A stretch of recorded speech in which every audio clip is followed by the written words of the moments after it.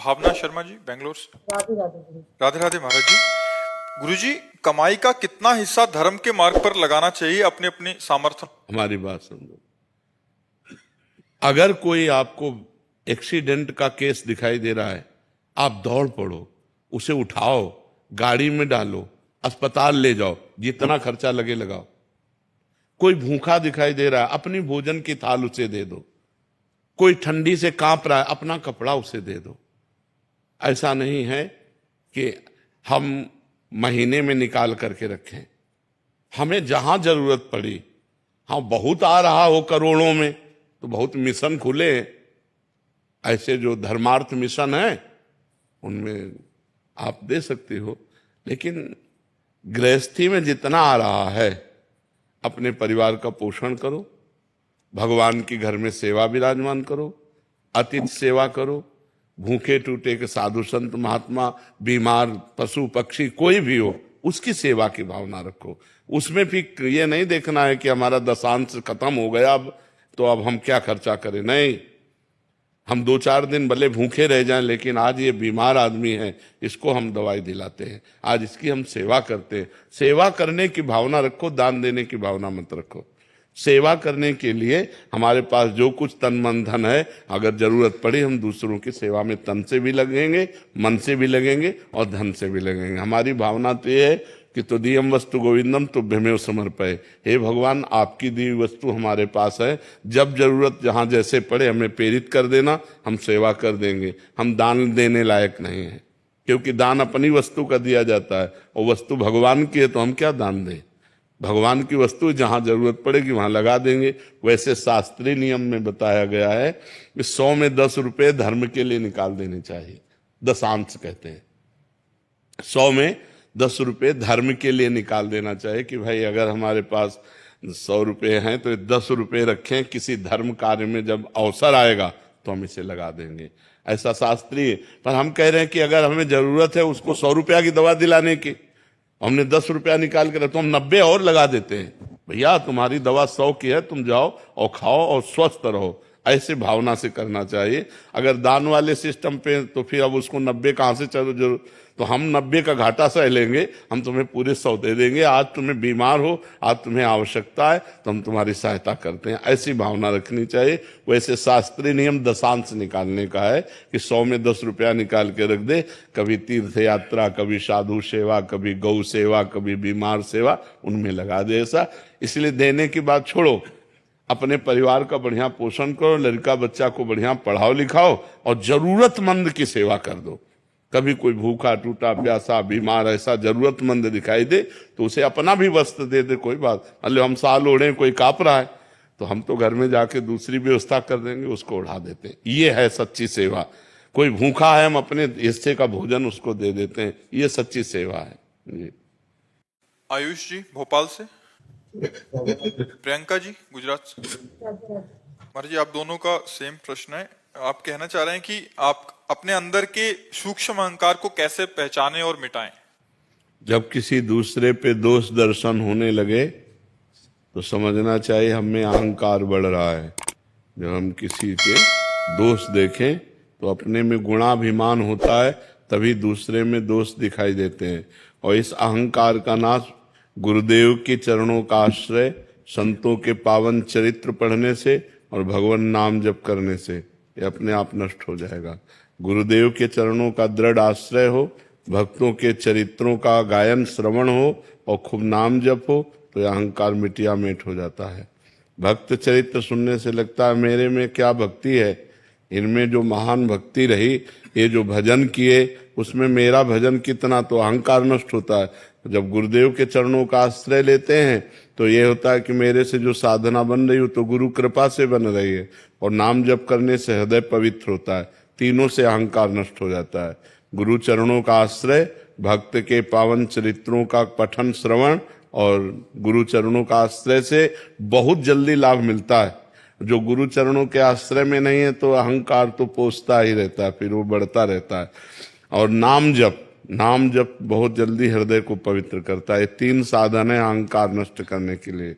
इनको चाहे जो चाहे अपने अहंकार का नाश करना, ये 3 साधन स्वीकार कर ले। गुरु चरणों का आश्रय, भक्त चरित्र और नाम जप। आशु सिंह जी हनुमानगढ़ से। राधे राधे महाराज जी। महाराज जी, जब नाम जप सिमरन करते हैं तो शरीर ही नाम जप करता है, मन कभी भूतकाल में चला जाता है, कभी भविष्य में चला जाता है, पर तो महाराज जी इधर उधर घूमता रहता है, ये इसको कैसे एक जगह हाजिर करते रहो? लग जाएगा। अभ्यास योग युक्तेन चेतसा नान्यगामिना।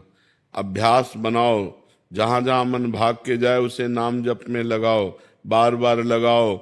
दीर्घ काल निरंतर सत्कार सेवितो दृढ़ भूमि।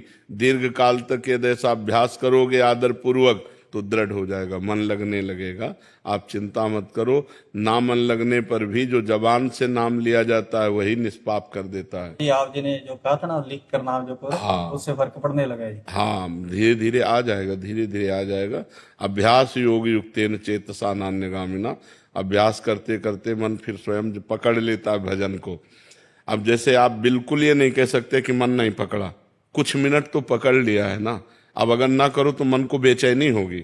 उसने पकड़ लिया, धीरे धीरे और पकड़ाओ, 1 मिनट और पकड़ा है, 1 मिनट और, उसको धीरे धीरे धीरे अभ्यास में ले आओ तो 24 घंटे पकड़ लेगा।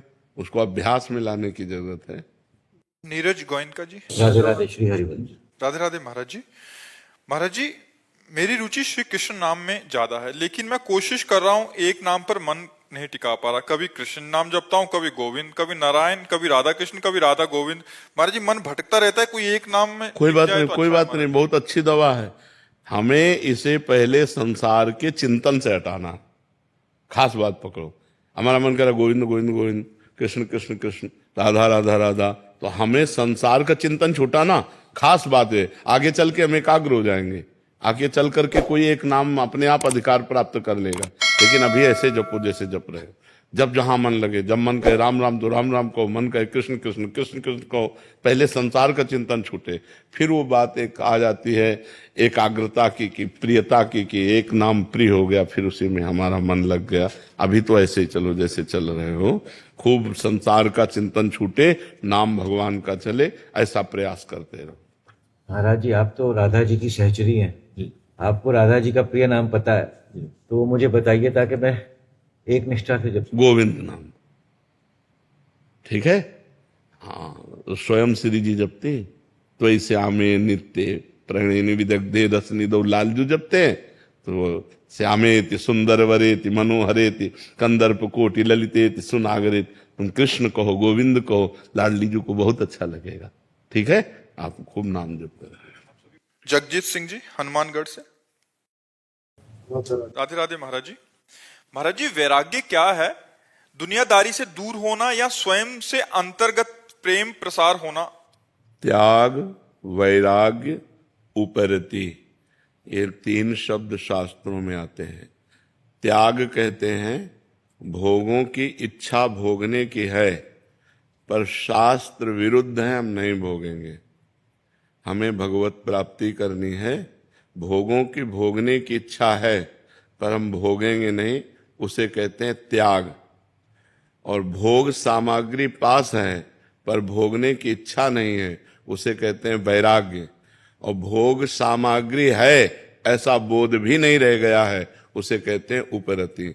वैराग्य का तात्पर्य होता है भोगने की इच्छा ना रहना, राग रहित हो जाना। हमारा किसी भी वस्तु व्यक्ति स्थान से राग ही नहीं रह गया है, अपनापन केवल एकमात्र परमात्मा से रह गया है। कोई भोग भोगने की इच्छा नहीं, भोग की इच्छा का निरंतर के लिए त्याग हो जाना, उसे वैराग्य कहते हैं। किसका प्रश्न था? हाँ, भोगों की इच्छा का त्याग हो जाना वैराग्य कहते हैं। और भगवान से अनन्य प्रेम, वाहेगुरु से अनन्य प्रेम हो जाना, यही जीवन का वैराग्य का फल है। अगर वैराग्य केवल है और ब्रह्मबोध नहीं है या भगवत प्रेम नहीं है तो वैराग्य किस काम का? वैराग्य की पूर्णता प्रेम या भगवत प्राप्ति में है, या तत्वबोध हो जाए तो उससे वैराग्य की केवल वैराग्य हमें भगवत प्राप्ति नहीं करा सकता। वैराग्य सहायक है, लेकिन हमें तत्वबोध होना चाहिए या भगवत प्रेम होना चाहिए। 2 में अगर एक नहीं है तो अभी पूर्णता नहीं है। वैराग्य कोई खास वस्तु नहीं है, खास वस्तु अनुराग है। मिले न रघुपति बिनु अनुरागा, किए कोटि जप जोग विरागा। चाहे जितना योग हो, चाहे जितना वैराग्य हो, लेकिन भगवान से प्रेम नहीं तो वो योग किस काम का। जोग कुजोग ज्ञान अज्ञानु, जहां नहीं राम प्रेम परधानु। भगवान से प्रेम नहीं तो योग किस काम। सनकादि निरंतर हरिशरणम हरिशरणम हरिशरणम जपते रहते हैं और ब्रह्मबोध संपन्न महापुरुष हैं, तत्वबोध है जिनको, वो भी निरंतर नाम जप करते हैं। तो नाम जप करो और असत भोगों का त्याग करो। सत भोगों से तो शरीर का पोषण करो, धर्म का पालन करो, असत भोगों का त्याग करो। जिसे शास्त्र निषेध करता है, जो पाप कर्म है उनका त्याग कर दो, तो आगे बढ़ते चले जाओगे। राधे राधे महाराज जी। महाराज जी, इनका भी प्रश्न ऐसा ही इसमें पूछना चाह रहे हैं कि मतलब एक तो हम चीज का त्याग कर देते हैं, एक है कि इच्छाएं हैं, कामनाएं हैं, बट उसको स्वीकार कर लिया तो उसके परिणाम में फिर विचलित नहीं होंगे, ऐसा मतलब कोई एक ऐसे एक है कि नहीं खाना मेरे को, रसगुल्ला नहीं खाना, तो एक है कि रसगुल्ला खाऊंगा नहीं, फिर अगर रसगुल्ला खाना नहीं खाना ये हमारे मन की बात नहीं चलेगी। शास्त्र क्या कहता है, तस्मात् शास्त्रम प्रमाणम ते कार्या कार्यो व्यवस्थितो। अगर शास्त्र कहता है, जैसे काम भोग है, अपनी पत्नी के साथ काम भोग किया हुआ वो धर्म में है, लेकिन दूसरे की पत्नी के साथ किया हुआ पाप में है। जो पापी पुरुष ये सोचता है कोई शोक नहीं, कोई चिंता नहीं, कोई प्रायश्चित नहीं, तो पापी पुरुष है, अंतःकरण मलिन है, वो नीच है, दुर्गति को प्राप्त होगा। ऐसा थोड़ी कि तुम्हारे सोचने से हो जाएगा, तुम्हारे सोचने से नहीं होगा। शास्त्र प्रमाणित विषय होना चाहिए।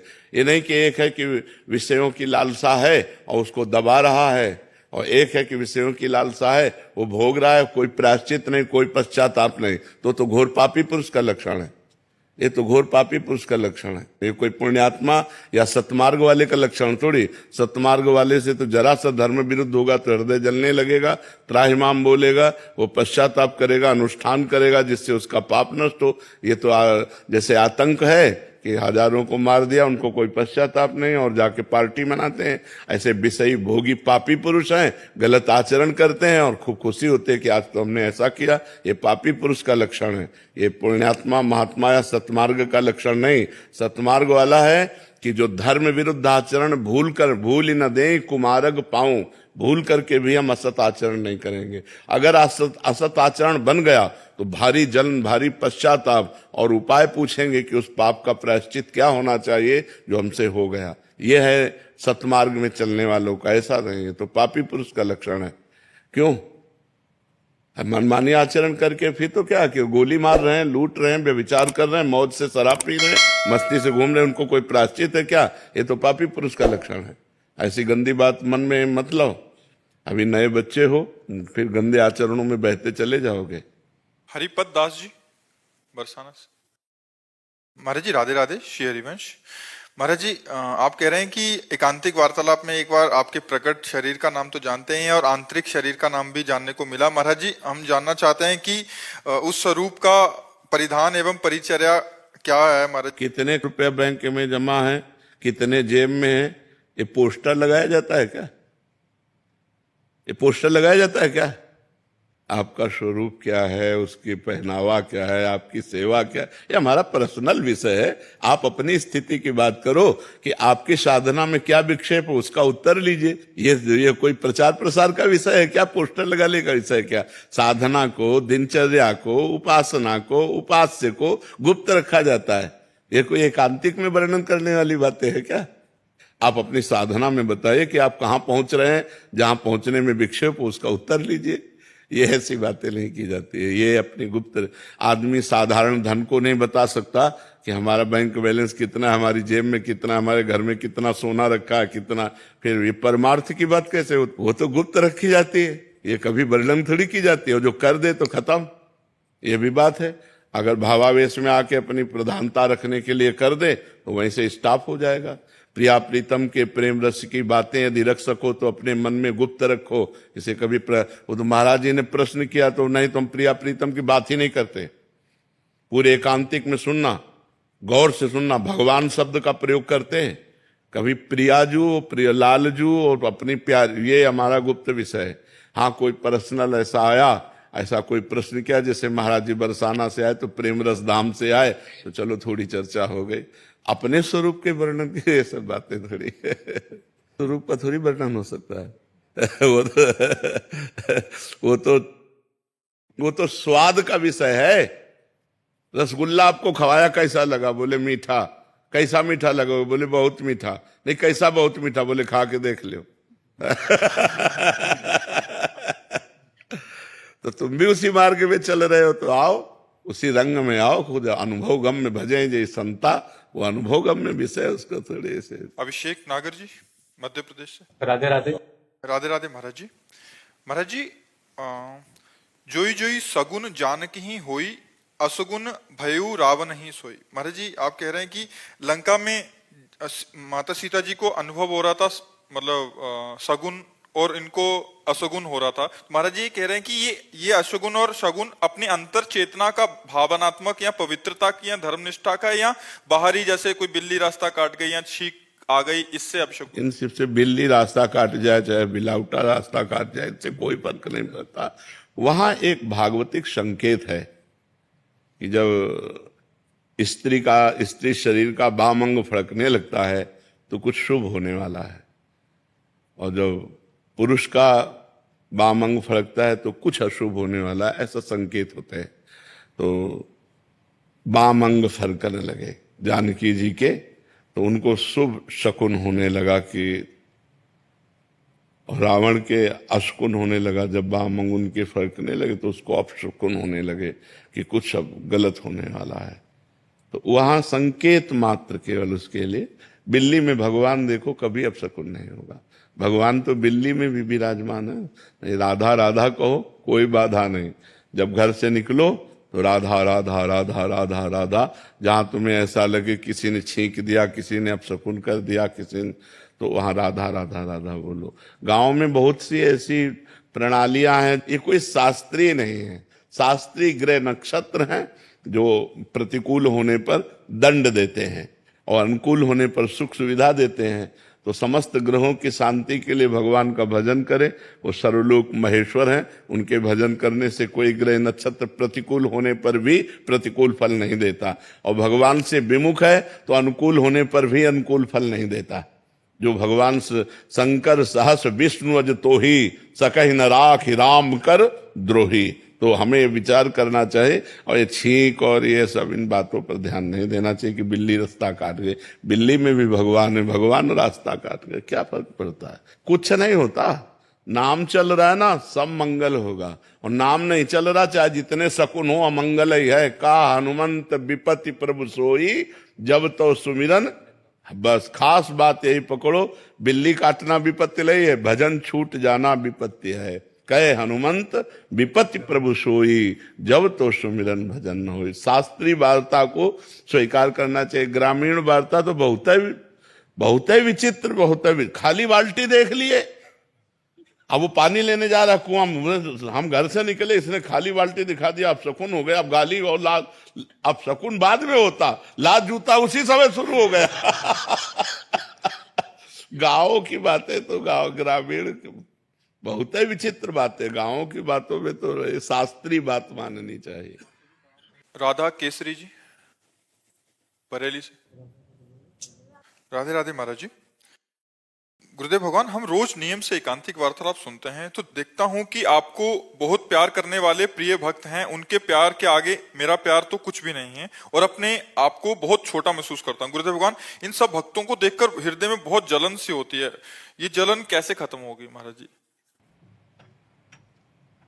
भक्ति का तो ये स्वरूप है कि अपने इष्ट को जब कोई प्यार करता है तो हम उसकी चरण रज माथे पे लगाते हैं।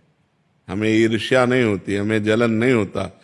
जो हरिवंश को नाम सुनावे, तन मन प्राण तासु बलिहारी। जो हरिवंश उपासक सेवै, सदा सेवूं ताके चरण विचारी। यदि हमारे गुरुदेव से जो प्रेम करते हैं तो हमें ईर्ष्या नहीं होती, हमें उनकी चरण वंदना करने का मन होता है कि अहो भाग्य, धन्य भाग कि आप हमारे गुरुदेव की सेवा करते हैं, आप हमारे गुरुदेव की आज्ञा में रहते हैं, आप हमारे गुरुदेव को प्यार करते हैं, इसलिए हम आपको बहुत प्यार करते हैं, बहुत आदर करते हैं। भक्ति ईर्ष्या नहीं पैदा करती, भक्ति प्रेम पैदा करती है। तो ये गलत बात है, इसको हटाओ अंदर से, ये ठीक बात नहीं है। जो गुरु को प्रेम करने वाले हैं उनको मानसिक नमस्कार करे कि धन्य भाग, आप इतना प्रेम करते हैं, काश हमारे अंदर भी ऐसा भाव हो कि हम आप जैसा गुरुदेव से प्यार कर पावें। ये बात तो है, उनकी चरण वंदना करें, उनके प्रति सच्चे भाव रखें, ईर्ष्या न करें। ईर्ष्या करना भक्ति नहीं है, ये गलत है, ये शास्त्र विरुद्ध है, ये भक्ति विरुद्ध है। भक्ति ईर्ष्या नहीं कराती, भक्ति प्रेम कराती है जी। पर ये ऐसा भाव भी हो सकता है कि वो आगे निकला जा रहा है, मैं पीछे वहीं की वहीं तो उसकी चरण धूल माथे पे रखो। वो आगे भजन में निकल रहा है तो उसकी चरण धूल माथे पे रखो कि तुम्हारा जैसा भजन हमें। ईर्ष्या करने, ईर्ष्या तो संसार में होती है, भक्ति में ईर्ष्या थोड़ी होती है। भक्ति में तो नमन होता है, अपने से बड़े भक्तों के तो चरणामृत पिया जाता है, जूठन पाई जाती है, उनकी चरण रज माथे पे लगाई जाती है, उनकी दास्ता स्वीकार की जाती है, ईर्ष्या थोड़ी की जाती है। अरे बड़े भक्तों की तो बात जाने दो, अगर कोई छोटा बच्चा भी काउंटर लिए राधा राधा जप रहा है तो हमारा मन होता है इसके चरण छुए, ये हमारी श्री जी का नाम जप कर रहा है, इसके हम चरण छुए। गोस्वामी तुलसीदास जी कह रहे, तुलसी जाके मुख से धोखे निकसत राम, ताके पग की पग तली मोरे तन की चाम। धोखे से भी राम कोई कह देते उसकी चरण पग तली, मेरा शरीर ऐसा वो पवित्र हो जाता है। तो भक्ति नम्रता सिखाती है, विनय सिखाती है, प्रणाम, उसका आदर, उसका सम्मान, ना कि ईर्ष्या। ईर्ष्या एक गलत बात है। गौरव सक्सेना जी इंदौर से। राधे राधे। राधे राधे महाराज जी। महाराज जी, मेरी जिज्ञासा कर्म समर्पण को लेकर है। आपने पहले बताया है कि हमें केवल अपने सत्कर्मों को ही अपने इष्ट को समर्पित करना है, असत्य कर्मों को नहीं, क्योंकि असत्य कर्म समर्पित करने से वो वापस लौट कर आते हैं और हमारा बुरा कर देते हैं। किंतु महाराज जी, हम तो अब शरणागत हैं, तो कोई भी कर्म हमारा बुरा, जिस दिन शरणागत हो जाओगे तो बुरा कर्म होगा ही नहीं, पहली बात। अभी शरणागति का प्रोसेस चल रहा है। गोस्वामी तुलसीदास जी कह रहे हैं, गुण तुम्हार समुझे निज दोषा, जेहि सब भांति तुम्हार भरोसा। जिसे सब प्रकार से है हरि आप पर भरोसा है, पर गुण तुम्हार समुझे निज दोषा। गुण है तो हे हरि आपका दिया हुआ है, और गलती हुई तो हमसे हुई। ये अभी शरणागति का प्रोसेस चालू, शरणागति नहीं हुई, शरणागति जिसकी हम शरण में, उसके सिवा हमारी स्मृति में कोई नहीं, तो पाप कर्म कैसे बन जाएगा? पाप कर्म तो तब बनता है जब खाली समय मिलता है ना। ध्यायते विषयान पुंसास संगास तेषु उपजायते। जब हम विषयों का ध्यान करते हैं, चिंतन करते हैं, तो विषय भोग की इच्छा जागृत होती है, तभी हमसे पाप बनता है। और जब हम हर समय राम कृष्ण हरि जप रहे हैं, क्योंकि हम शरणागत हैं और भगवान। अच्छा, शरणागत से अगर कोई चूक होने वाली है, सही में शरणागत जो है, तो करऊं सदा तिनकै रखवारी, जिम बालक राखे महतारी। मैं उन भक्तों की सदैव रक्षा करता हूं जो मेरी शरण में है, जैसे माँ अपने बच्चे की रक्षा करती है। तो पाप कर्म की संभावना नहीं, अगर बन जाता है तो हम प्रायश्चित करते हैं, हम हृदय से पश्चाताप करते हैं, भगवान से विनय करते हैं, मेरे से गलती हो गई, और उस कर्म को नष्ट करते हैं भजन के द्वारा, ना कि जमा करते हैं। उसको नष्ट करना है, पाप कर्म को नष्ट करना है, और सुकृतों को भगवान के चरणों में समर्पित कर देना है। भगवान से ये जरूर कहना है कि हे नाथ, मैं आपकी शरण में हूं, अब मेरा बस नहीं कि मैं ये ना करूं, मैं चाहता हूं कि ना करूं, पर मेरे से हो रहा है, नाथ मुझे बल दीजिए और क्षमा कीजिए प्रभु मेरे। और हृदय में जलन होनी चाहिए कि मेरे से ऐसा क्यों हो गया, वो सब समाप्त हो जाएगा। नाम जब चल रहा है वो भस्म कर देगा, उसे जमा करने की जरूरत नहीं, जमा करना है सत्कर्म। समझ पाए आप? जो संशय और क्रियान्मान है उनको भी क्या हम कर सकते समर्पण? संशय क्यों है? संचित कर्म, संचित, जो संचित कर्म है वो हमारे बस के नहीं हो, समर्पित करने के नहीं हो, तो गोदाम में अपने आप आग लगाएंगे जिनकी हम शरण में हैं। जो क्रियमाण है, वर्तमान में जो कर्म हो रहे हैं, वही तो समर्पित करना है। प्रारब्ध को भोगना है, संचित को प्रभु भस्म करेंगे, क्रियमाण को हम समर्पित किए दे रहे हैं। हमारा जीवन बिल्कुल मंगलमय हो जाएगा जी। आयुष जी हरियाणा से। राधे राधे साहब। राधे राधे महाराज जी। बाबा, जल्दी से जल्दी स्वामी जी का साक्षात्कार, उनका भाव एवं नित्य विहार प्रकट हो जाए, ऐसा क्या करूं, कौन सा साधन करूं, कैसी रहनी दिनचर्या? जरूरी स्वामी जी का साक्षात्कार नहीं है, जरूरी है स्वामी जी की आज्ञा का पालन करना। यदि हम स्वामी हरिदास जी की आज्ञा का पालन करें, रोज केलीमाल जी का पाठ करें और हर श्वास में कुंज बिहारी श्री हरिदास कहें, तो कोई प्रश्न की जरूरत नहीं पड़ जाएगी, अपने आप सब ठीक हो जाएगा। हर श्वास कुंज बिहारी श्री हरिदास और केलीमाल जी का रोज पाठ, पूरा रोज पाठ केलीमाल जी का करो और कुंज बिहारी श्री हरिदास श्वासों से ना बिसरे, तो श्यामा प्यारी कुंज बिहारी खेलने लगेंगे। और जब श्यामा प्यारी कुंज बिहारी खेलेंगे तो वो होगी गोद हरिदास की, तो एक ही बात हो गई, हरिदास जी की गोद में श्यामा प्यारी कुंज बिहारी का साक्षात्कार हो जाए। राधा वल्लभ श्री हरिवंश। महाराज जी, मैं गांव के मंदिर में कितनी बार, और लिखा बागेश्वर धाम में बहुत जगह, महाराज जी मैंने बहुत कसमें खाई कि मेरा ब्रह्मचर्य ना टूटे। कसमें से ब्रह्मचर्य नहीं रुकता है, कसम खाने से ब्रह्मचर्य नहीं रुकता, सात्विक भोजन पाने से रुकता है। कसम खाने से थोड़ी होगा। सतोगुणी भोजन पाओ, मोबाइल से गंदी बातें मत देखो, गंदे बच्चों का संग मत करो और हस्त मैथुन करने की चेष्टा मत करो, तो कुछ दिनों में ब्रह्मचर्य ठीक हो जाएगा। सुबह 2-3 किलोमीटर दौड़ लगाओ, 15-20 मिनट दंड बैठक मारो, बढ़िया शीतल जल पियो, सात्विक भोजन पाओ, अभी दिमाग ठीक हो जाएगा। अब देखोगे मोबाइल से गंदी बातें, गंदे बच्चों का संग करोगे, हस्त मैथुन करोगे, ब्रह्मचारी बनने के लिए कसम वसम थोड़ी रोक लेगी, कसम थोड़ी रोक लेगी। हाथ से गंदी क्रियाएं कर रहे हो तो उसमें कसम क्या करेगी? चाहे गंगा कसम खाओ, चाहे भगवान कसम खाओ, सब टूट जाएगी। कसम तब रुकती है जब हृदय पवित्र होता है, हृदय से निश्चय होता है, तब रुकती है। बात समझ में आई बच्चा? कसम टूटने का पाप जो बना है उसका नाम जप करो, भगवान का नाम जप करो, आगे से गंदी बातें मत करो, ठीक हो जाएगी। दौड़ भाग करो, शरीर को थकाया जाता है, ब्रह्मचर्य के लिए शरीर को थकाया जाता है। इससे खूब सेवा, खूब व्यायाम, प्राणायाम, नाम जप, खूब इसे थकाया जाता है, तब ब्रह्मचर्य पचता है। ऐसे ब्रह्मचर्य थोड़ी पचता है। महाराज जी, भगवान का प्रेम पाने को हाँ, सब इसी में हो जाएगा। पहले गंदी आदतें तो छूटे, तब भगवान से प्रेम हो। पहले गंदी आदतों में जो प्रेम है वो छूटे, तब आगे की बात बने। खूब नाम जप करो और शरीर स्वस्थ रखो, पवित्र आहार करो, गंदे दृश्य, गंदे बच्चों का संग त्यागो। मोहित जी करनाल से हरियाणा। राधे राधे महाराज जी। महाराज जी, कुछ दिन पहले आपने नाम की संख्या का वर्णन किया था। आपने बताया था कि 1 करोड़ नाम जप होने पर शरीर निष्पाप हो जाता है और 2 करोड़ पे धन का अभाव खत्म हो जाता है। महाराज जी, मैं इस स्थितियों को प्राप्त करना चाहता हूँ। महाराज जी, मुझे कोई एक नाम दे दो और उसका नियम या सावधानियां बता दीजिए। बस राधा राधा राधा राधा राधा राधा।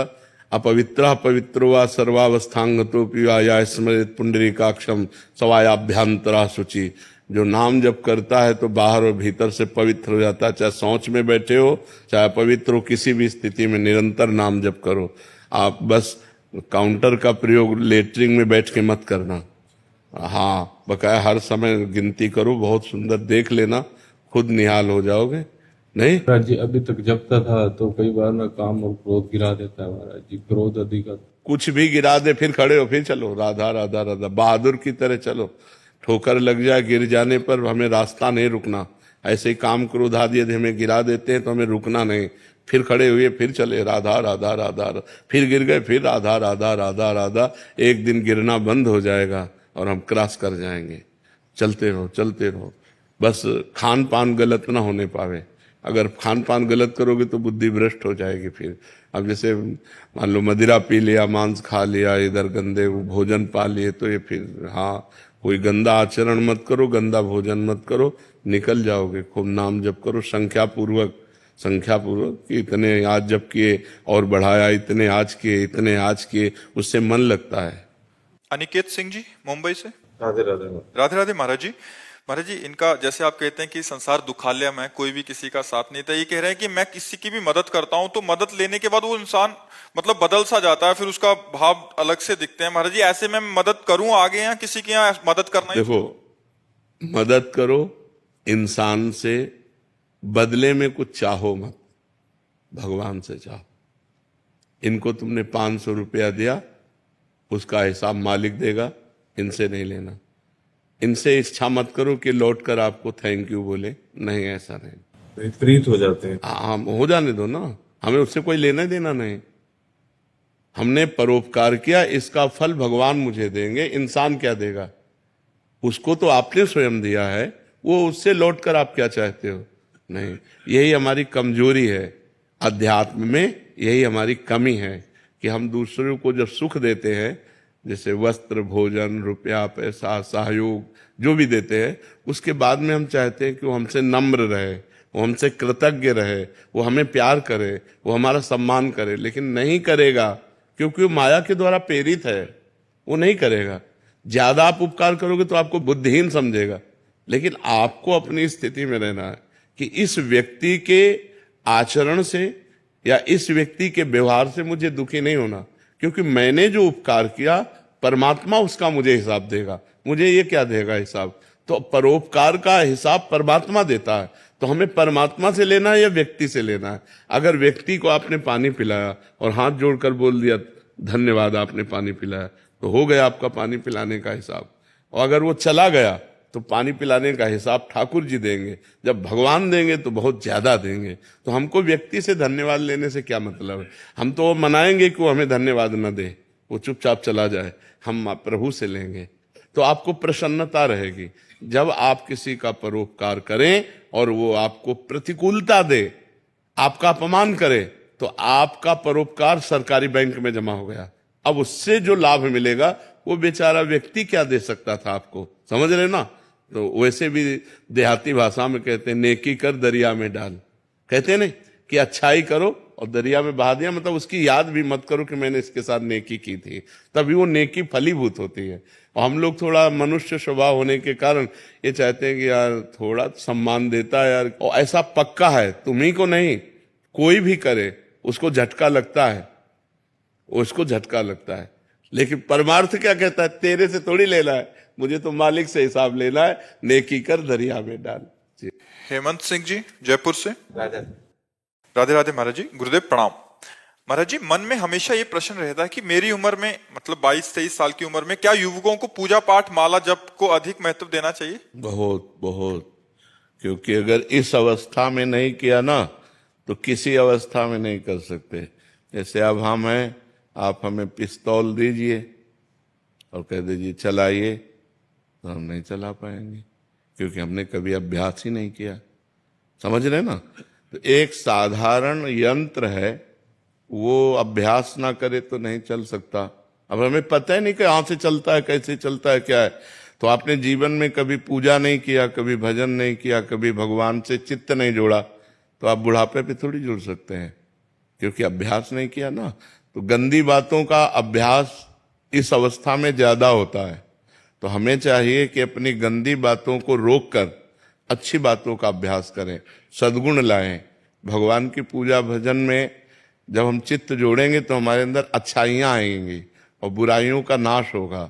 तो बुराइयों का नाश हो और अच्छा आदमी बने, समाज की सेवा करे, राष्ट्र सेवा करे, परिवार की सेवा करे, यही मनुष्य जीवन का लाभ। देखो, आप जैसे नए बच्चे जब गंदी बातों में फंस जाते हैं तो ड्रग्स लेने लगते हैं, नशा करने लगते हैं। तो जवानी में यदि सद्गुण ना हो तो दुर्गुणों की बाढ़ आ जाती है और लोग गंदे आचरणों में उतर जाते हैं। जवान बच्चे माताओं बहनों की जंजीरें छीन लेते हैं, मोटरसाइकिल से निकले और ऐसे पकड़ा, अब वो गिरे चाहे मरे चाहे कुछ भी हो, चोरी करने लगते हैं, बुरे आचरणों में उतर जाते हैं।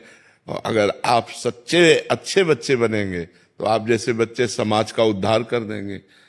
मान लो एक कोई भी पद मिल जाए, नेता बन जाओ, चाहे आप कोई पदाधिकारी बन जाओ, या आप साधारण पुरुष भी रहो, तो भी आप समाज का उपकार करेंगे। तो सद्गुण बिना भगवान के चिंतन से तो आएंगे नहीं।